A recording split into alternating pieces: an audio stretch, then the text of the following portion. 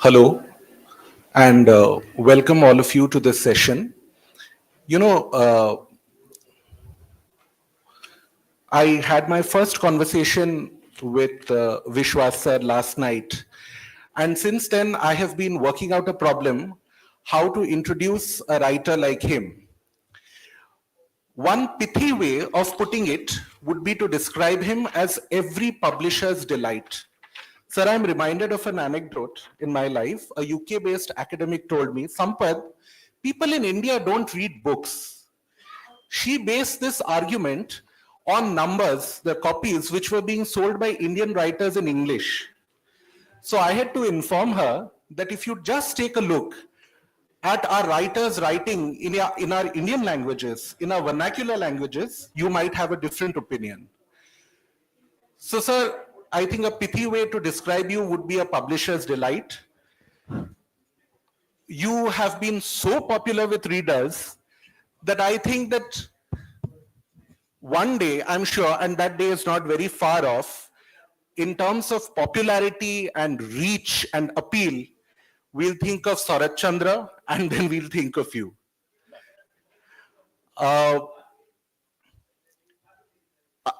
But that I don't think that is the only extent of your accomplishments. Writers like Sunil Gangopadhyay have paid you tributes. I believe in an article in Desh magazine, he mentioned you and your work. Amitav Ghosh has mentioned you as one of the 5 greatest writers in India contemporarily. Sunilda wrote separate article about me and my novel, Mahanayak. So ever since I think you wrote Panipat, you came into prominence and you have remained under the spotlight. Do you feel bad for other authors writing that you have captured most of the spotlight here?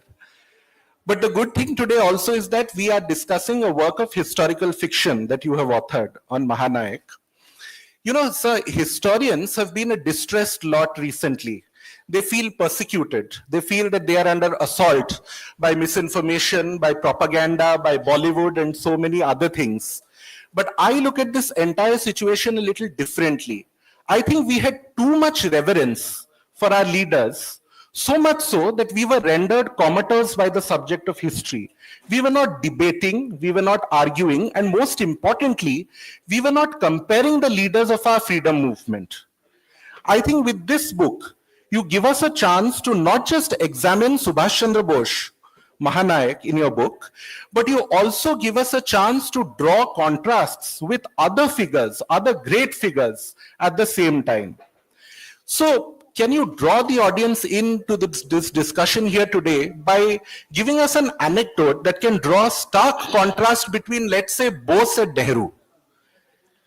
In this country, at the time of Madras Congress, there was a big slogan, Azadi ke do lal, Subhash aur Jawaharlal. That was the big slogan.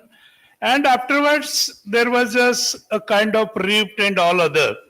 But I should tell you initially that I am a boy from far-flung area of Maharashtra, from a jungle, namely Sahyadri mountain, and there is my small village. The village carries today also 1700 population, and I am a boy from Jilla Parishad school, and out of my passion, I was diverted towards this literature and all that. When I was 28 years old, I wrote named Panipat, the book on Panipat battle. And but my second novel was Jhada Zharti. It was about the construction of big dams and rehabilitation of the people. For that novel, I got a Sahitya Academy Award, main Sahitya Academy Award. That time my age was 32 years. But I still recollect the funny background of my village. And in Maharashtra, I am said as a Panipatkar, the writer of Panipat. And I recollect how the word has come in my life. मैं school में जब 5वीं कक्षा में था तब पानीपत की लड़ाई ये पाठ पढ़ाया जा रहा था और उसी दरमियान मैं ननियाल गया था स्कूल में नहीं था तो टीचर ने मुझे पकड़ा और पूछा कि पाटिल बताइए कि पानीपत की 3 लड़ाइयां कब कब और कब हुई I should tell you that I was totally ignore about it. लेकिन हमारे टीचर बताते थे कि जवाब अगर गलत आए तो भी चलेगा लेकिन जवाब कैसे डट से देना चाहिए तो फिर मैंने क्वेश्चन पूछा हाँ बताइए फिर एक बार क्वेश्चन पूछिए तो मास्टर जी बोले पानीपत की 3 लड़ाइयां कब कब और कब हुई मैं बोला बस इतना ही पानीपत की 3 लड़ाई कभी हुई सर पहली होने के बाद दूसरी हो गई और दूसरी होने के बाद तीसरी हो गई तब मेरे हाथ पे जो डंडा मिला डंडा बजे छम छम विद्या आई घम घम ऐसी मेरी शुरुआत थी तो you asked me about life of Netaji Subhash Chandra Bose I should tell that in relation of Netaji Subhash Chandra Bose, there were 2 Gyanpit awardees. One poet Vishnu Dey, he was a close relative, and another his companion Tara Shankar Bandyopadhyay. But there were many dots which were needed to fill up, and for that I toured a lot. I paid visit to Burma. I went to Japan and I did research for more than 6-7 years. I think Netaji Subhash Chandra Bose, Nehru, and Gandhi, they were like peak of mountains. And luckily, I should tell you that one international pressman and a writer, Nirad Chaudhary, who was a secretary to Sharat Chandra Bose, the elder brother of Subhash Chandra Bose. And he has written very good book, namely Thy Hand Great Anarch. And in that book, he has penned down more than 150 pages about Subhash Chandra and Gandhiji and Nehru. Many times, to historical writer, favorite question is that how much there is a imagination and how much you are the reality. I was searching some device. I should tell you that Gandhiji and Motilal Nehru, they both were more ambitious about Jawaharlal Nehru, and they were looking down a kind, in a way, towards Netaji. I should tell one book written by Nehru himself, a bunch of old letters. During those, in that book, there are many letters, and Nehru has also admitted in his biography that I was pitchforked in the chair of Congress president. Means he was a pitchfork. It was not his own choice. So I was searching what happened is that Gandhiji was a feeling.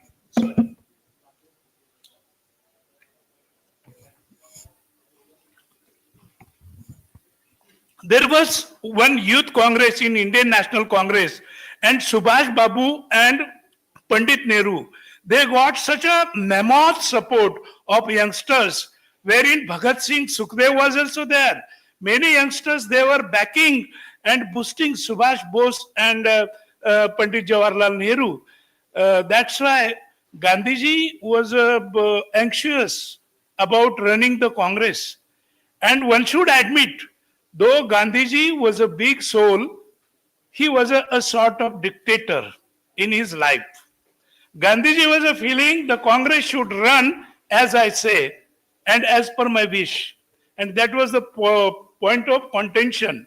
So I was searching out a device, how I should put it, because um, um, for an author or a poet, many more things should be told, pack up in some small words.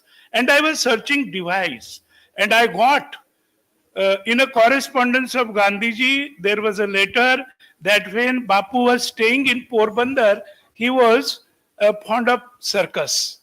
And his father used to take him to circus. And when this Gandhi, Nehru, Subhash, this turmoil period was there, Gandhiji recollected that circus. During those days, what had happened is that in that village circus, there was a very powerful ringmaster. And this ringmaster, before this ringmaster, everybody was trembling. And what had happened is that two cubs, two lion cubs were purchased in a circus. And those cubs were roaring and attacking to this ringmaster also. And they were making fun of ringmaster. So ringmaster became very anxious. Anyhow, I'll have to run this circus. But how? And he thought about it. And on one day, when the circus wagons were passing through thick jungle, he stopped a particular cage, particular wagon, wherein two cubs were there. Ringmaster went backside and he allowed a cub to go down and another was remained. So what happened afterwards that there was no strength. So in circus, this remaining cub was speechless. On such footing, they were divided. Means the thing I was going to narrate in 40, 50 pages, I just gave in one paragraph.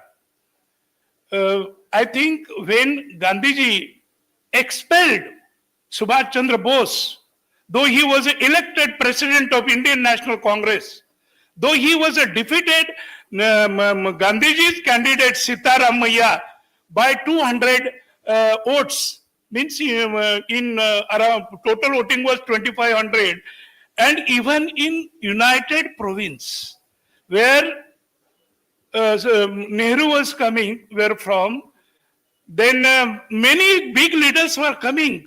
Rajendra Prasad was also from nearby. And in United Province, Pattabi Sitaramaiah got 200 less votes than Subhash Bose. And it was a big battle. In 1940, there was a special Calcutta session. Gandhiji put resolution to banish Subhash from Indian National Congress for 2 years. On stage, Nehru stood up and Nehru quarreled with Gandhiji ki you should not give such a big sentence to Subhash. Bapu, you are heartless. But Gandhiji's heart was like a stone and he told, no, I am going to banish him. And he banished Subhash. As usual, on the same day, as usual, Pandit Nehru was staying with the Bose's family in Bose house. And as usual, on very next day, Jawahar was going to catch a train and Subhash was going to see him off by his own car. They were going towards car, a small niece of Subhash. Her name was Geeta, and Geeta rushed there with one flower dandi, gulab ki dandi, because she was knowing that Jawahar likes flowers much. Then Subhash took that gulab ki dandi in his hand and he plucked out that flower and he attached that flower to Nehru. That time Nehru noticed that there is a drop of blood to the finger of Subhash. And Nehru, Jawaharlal ji said, "Are Subhash, look, look, there is a khun, there is a blood." Subhash laughed. He went back and he told Nehru ji, "Leave it, Bade Bhai. The Almighty God has kept flowers for you and thorns to me." I think in this example, you can narrate the story. Many times readers ask me whether this story is true. Then my answer is that conversation, explanation, the banishment of Subhash, living in on the same house in the both of the friends, everything was correct. Even the name of Gita, niece of Subhash Babu, her name was also Nita.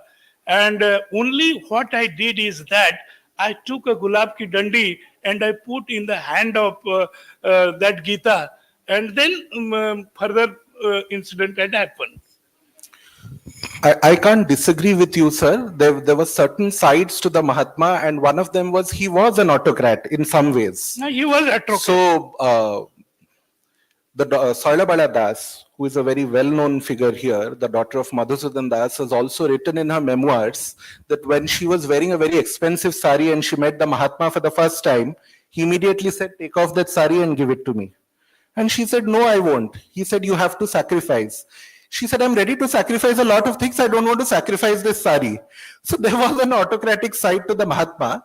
But should we consider other aspects of the situation also? So I'll just contextualize this for the audience. What Vishwas sir is referring to is the Haripura session of Congress, where Subhash Chandra Bose was elected president in thumping numbers, and he became, I think, the second Bengali to assume the presidency of the Congress party after Chittaranjan Das in 1922, and then this happens in 1938. So it was a very, very big deal. But, and what all he has said is absolutely correct, but there was also another generous side to the Mahatma. After, I believe, sir, he won the election, he instructed Nandalal Bose and Darbar Gopal Das, who was a prince from the Saurashtra region, that you must give the grandest reception ever to Subhash Bose when he comes to take his oath and when he gives his maiden speech as president of the Congress party. So 51 gates were erected. 51 national songs were sung. There was a huge procession of bullock carts. So that kind of honor was also given to Subhash Chandra Bose. What is also fascinating, sir, is that I believe when we were speaking earlier about your book, you told me that Subhash Bose as a figure has captivated you from your boyhood days. Yeah. Now this figure, this person has stayed with you for decades of your life. I'm sure even after you finished writing the book. So how has your opinion of Netaji evolved over the years? And do you also have a critique of Netaji, his ideology or his methods? I think only drawback with Subhash Chandra Bose was that he was too emotional. Whenever he will take the name of Mother India on his tongue, his his eyes will in streams. So he was a very much emotional, and politics is the game of wickets. It is not honorable person's method of way. So I think Subhash was emotional, but he was too pragmatic. We should not forget that during those days, and here I should tell you that few months back, India's Prime Minister allowed female in military on military ranking, high ranking. There was a bar previously, but Modi ji allowed it. But we should not forget that in 1943, you can watch the picture of Japan. Not a single girl was working in any school, any shop, in the market. Women or female were not working there. That was the situation of the world. And that time, Subhash Chandra Bose founded Rani Jhansi Regiment. And Captain Lakshmi was the hero of that Rani Jhansi Lakshmi, that brigade. So I should tell you that Subhash Chandra Bose was the first leader who gave in the arms, in the hands of our mothers and sisters. And we have forgotten that completely. He was a pragmatic. Though Nehru brought a 5-year plan on the line of Russia, Subhash Bose was the first person who talked about this planning. Not only that, you now you are telling about Haripura Congress. In Haripura's Congress, Subhash Bose was the first person from Congress dais. He spoke about family planning. Family planning is needed.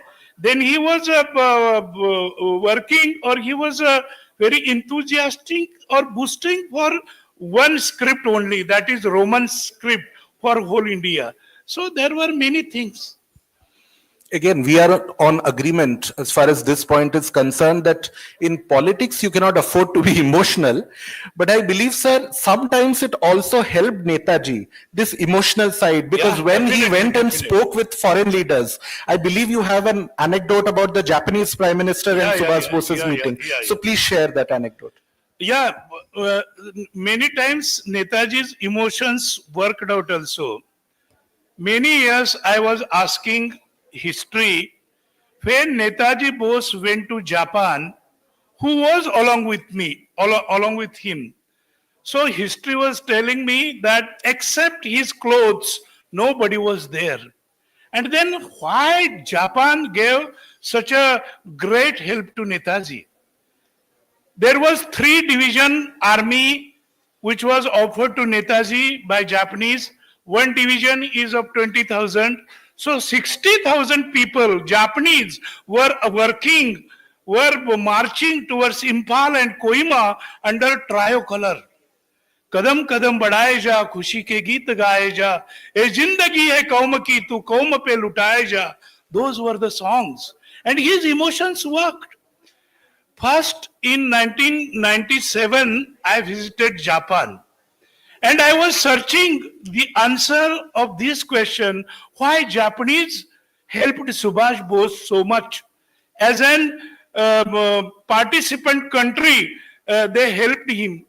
And there was my speech in Tokyo. Next day, I paid visit to Renkoji Temple. You are aware that Netaji's remains are kept in that Buddhist temple, Renkoji temple. And when I went there, I found more than 25 Japanese old people were there to welcome me. And when I go there, they saluted me and they did such kind of salute as if they were saluting our tricolor. And they sang 3 songs. 3 songs. One is Vande Mataram. Second is Kadam Kadam Badhaye Ja. And third is Sare Jahan Se Acha Hindusthan Hamara. With a Japanese accent. Japanese people, though their sound or their uttering was a different, it was Japanese oriented, but they were singing Sare Jahan Se Acha Hindusthan Hamara. Then I interviewed them and I asked them, what is the impression Subhash Bose created on you? In that crowd, many were ex-soldiers, 2-3 were interpreters, some were pressmen, some were guards. They were telling me that we are recalling Netaji and we think on such a line that some Masiha, some Preshit appeared in our life for 2 or 3 years or maybe for 5-6 months. But still we are carrying those precious memory his way of inspiring the people, and his love for his nation. That time they told me, even this paragraph is there in the book of Shingemitsu, the then Japanese foreign minister. What he has narrated in one paragraph, that when Subhash Chandra Bose, the Indian leader, was standing before our Japanese Prime Minister Tojo, and when he was arguing the case of his slave country, and when he was arguing, fighting for a liberation of his country, while uttering his word, he was becoming so much emotional that we were feeling he is not standing in front of our prime minister, but he has went in heaven and he is fighting the cause of his nation with Almighty God. And seeing his such a nur, such a impression, we melted down. Like Mombatti, we melted down and we decided to help out India and to help out Subhash Bose. जरा please आप तो बातें मत करिए. Yeah, I think volunteers. You are volunteers. Yes, please. Anyway, so sir, this brings me to my next question about how we look at history itself. So historians say that this your approach where you have found a great leader and you are discussing his qualities, they call it the great man theory. And historians say that that is a 19th century approach to history. We must look at history differently. So the Marxists, they say that everything history acts itself out through economics. So they look at structures. The liberals say no, leaders don't matter, ideas matter. So that is why they have gone in the direction of intellectual history. But do you still believe that it is only great people who make great things happen? And I ask you this question, why? What do you think, apart from his emotional side, were the innate leadership qualities in Subhash Chandra Bose that used to move so many people, even outside India? What were his great innate qualities, which were leadership qualities? I think he is very studious and a person who was day and night working like an army-man, and for achievement of his goal. I think I recollect one saying of Subhash Bose. It was very familiar, dear to him. Two sentences from one Christian book, I think New Testament, and that statement was, the heights of the great men that they reach and keep, it was not attained by a sudden flight, but while their companions were slept, they were toiling upwards in the night. So when India was drowsing, leaders like Nehru, Subhash, Gandhi, Ambedkar, they were working for the betterment of this country. And many times history repeats again and again.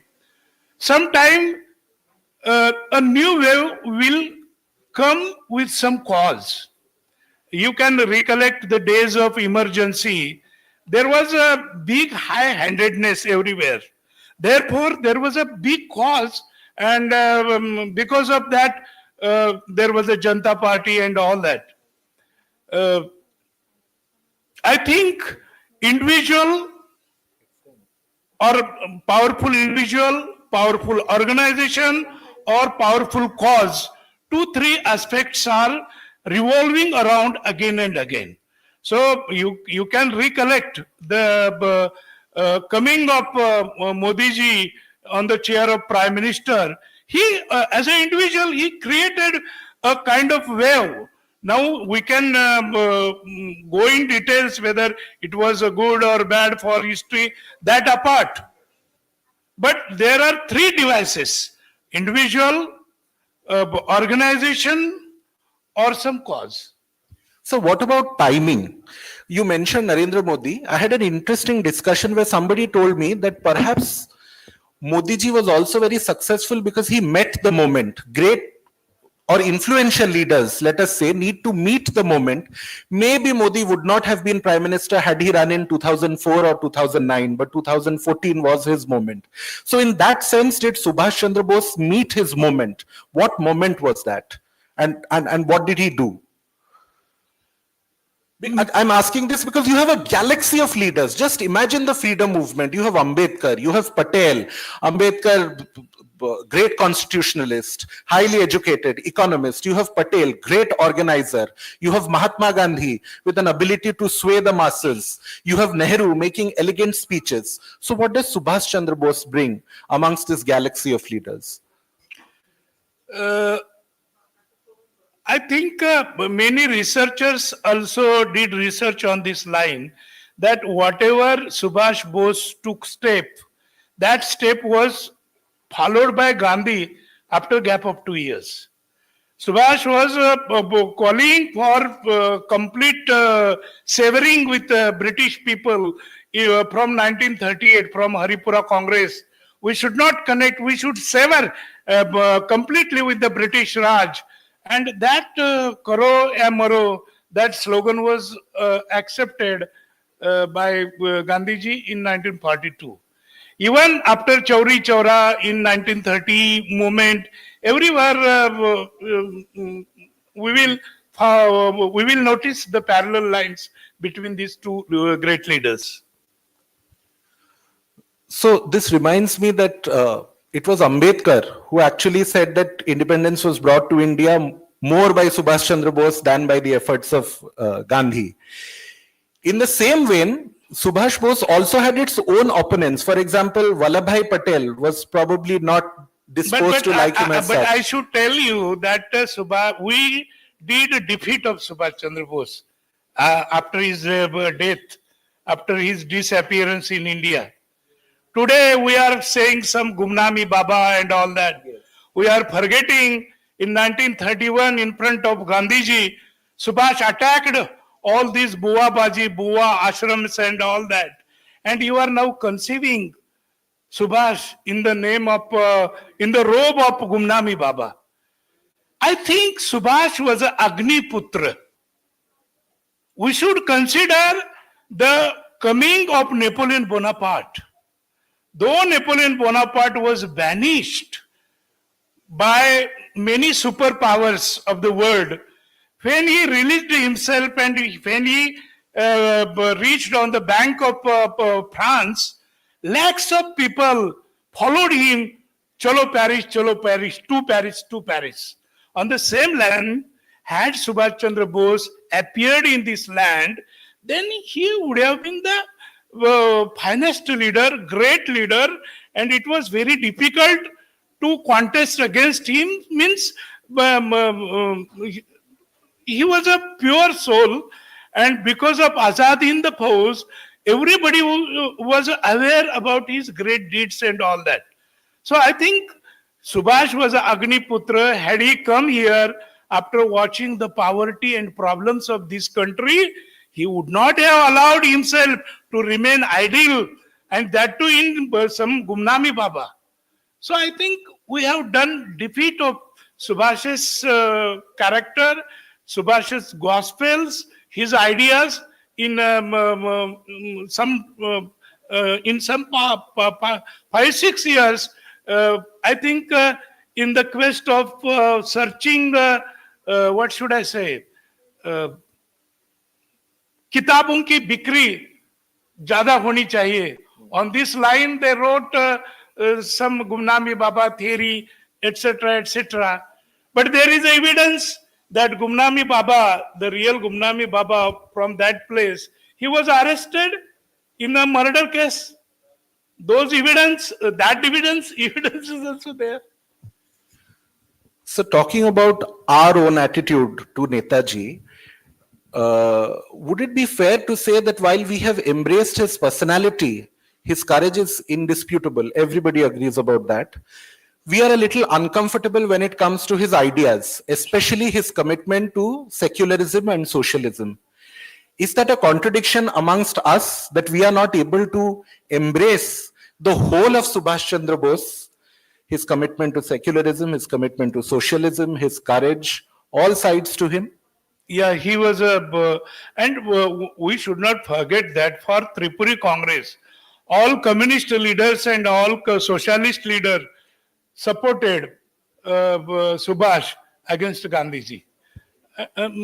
Absolutely, sir. I think when he became president of Congress, Jayaprakash Narayan and Lohia were also very Jay happy. Prakash Narayan, Lohia, not only that, Dr. Vishweshwaraya, he was such a workaholic man, he never left his place from Bangalore.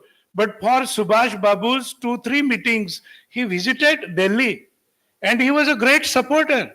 Ravindranath Tagore was also a great supporter of Subhash Chandra Bose. So let's come back to your craft of writing the book, Mahanayak.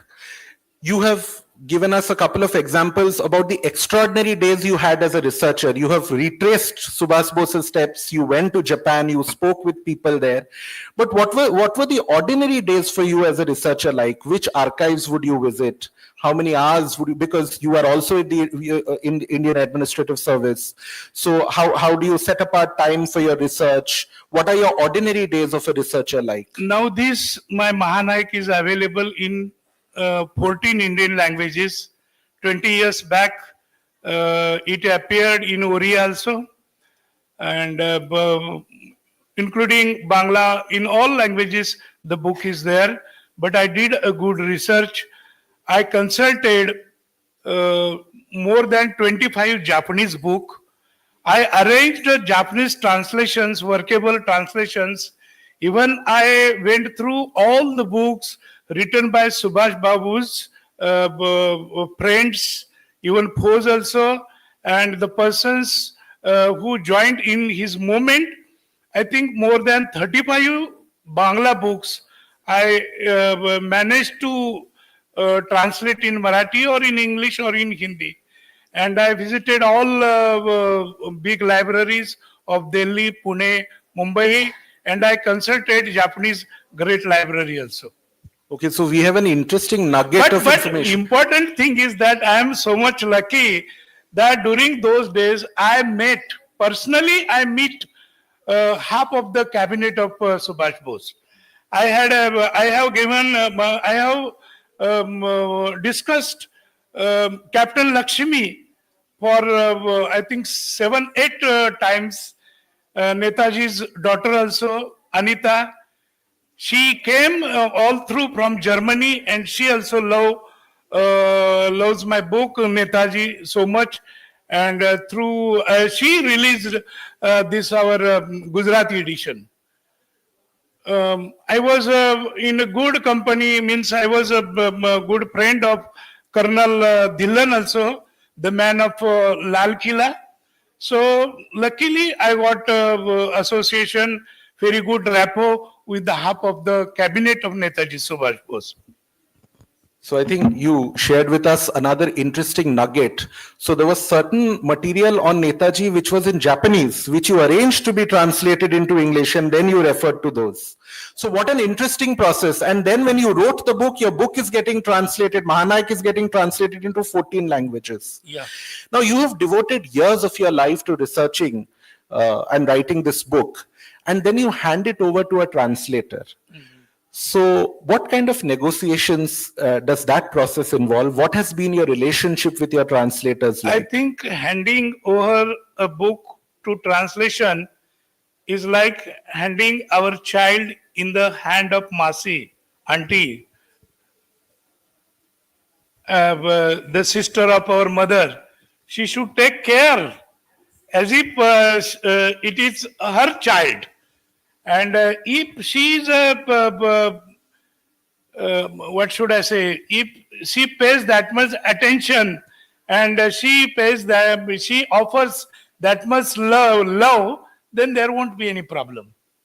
Luckily, I got very good translators because many of my books, many means Bharatiya Gyanpit published Hindi Mahanayak. It went into more than 16 editions. Kannada Mahanayak, more than 5 editions. So all my books are in editions.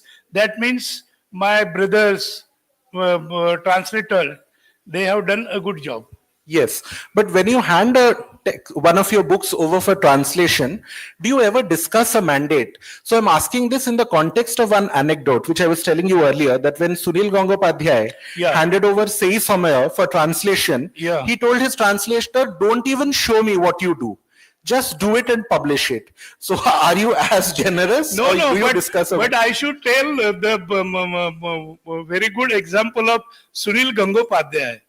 I am very happy that such a great writer, he wrote separate article on me and on my book in Desh, and he admitted there that to write a good novel on the life of Subhash Chandra Bose, it was my dream. But when I went through the English translation of Vishwas, I think nothing has left out. And he admitted. So I am very thankful to him. So your books have not just traveled into different languages, they have also been adapted into different mediums. I'll bring up another one of your works, Chandramukhi, which was Chandramukhi. made into a very, very popular film. So when you hand over your material to be taken over by a director and a writer of a movie, what do those negotiations look like? If director permits us, you can this Chandramukhi. The story is a Maharashtra's big sugar baron leader who falls in love with the Tamasha Nach girl.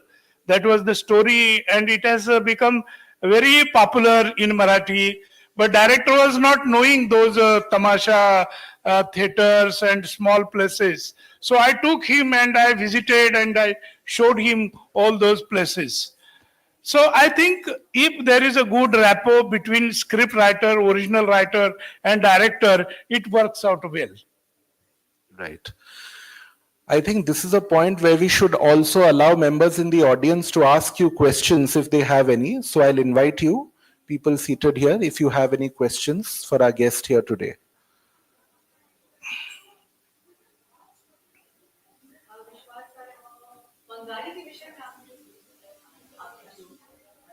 Yeah?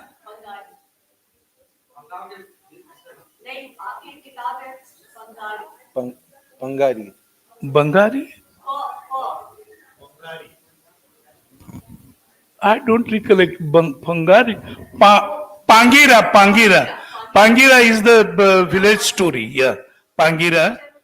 Yeah, and another that is the story of a village. Means I think in 1990 I wrote this novel Pangira, and it was on the question of water. And I predicted in that novel that in future there will be battles will be on the issue of water, drinking water, and water for irrigation also. It was my prediction, and later on it happened like that. And if we are not going to use the water properly, and we are not, if we are not saving the water properly, then there will be great scarcity and many problems will be there.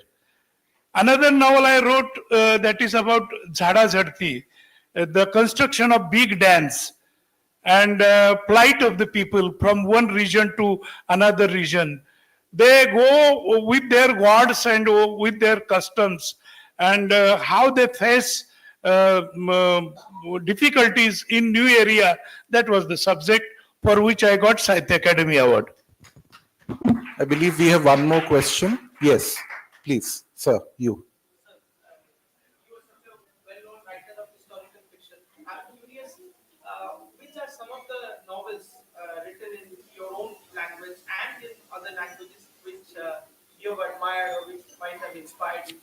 Could you share some? There are many good novels, good dramas also. This Mughal Azam was a previously it was a drama, and it you will surprise that what is heroine's name of Mughal Azam? Salim and Anarkali. Anarkali was not in history; it was a creation of that playwright. So that good drama is there, Mughal Azam. Then Vaishali ki Nagar Badhu hai. Then Dara Shukope, there is a very good novel from Bangla. From Marathi, Shivaji Savant's historical novel Chhawa. I have also written a novel on the same subject as a Sambhaji. Then Yayati by Visa Khandekar. I think there are many more novels in Hindi also. Yes, yes. Do you have any information about the formative period of Netaji Subhash Chandra? What? Any information? Do you have any information about the formative period of Netaji Subhash Chandra? Yeah, I know.